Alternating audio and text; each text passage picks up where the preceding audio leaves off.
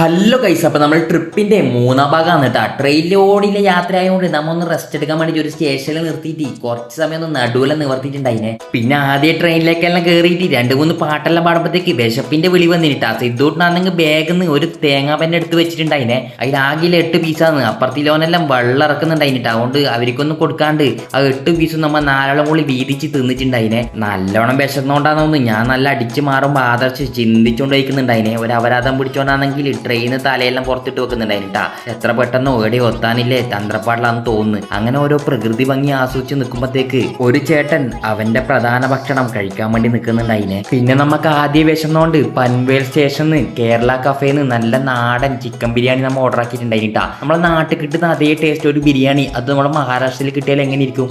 എന്റെ പൊന്നു മോനെ, അടിപൊളി ടേസ്റ്റ് നാട്ടുണ്ടായിനി. നമ്മത് മൊത്തം കഴിച്ചിലാക്കിയിട്ടുണ്ടായിനെ. അങ്ങനെ നമ്മ എത്തിപ്പെട്ടു നാസിക് റോഡിലേക്ക്. ആടുന്ന് എക്സലേറ്ററിൽ ഇങ്ങനെ കയറിയിട്ട് നേരെ ബസ് സ്റ്റാൻഡിലേക്ക് പോയിനെ. എന്നാ പിന്നെ ഞാനങ്ങോട്ട്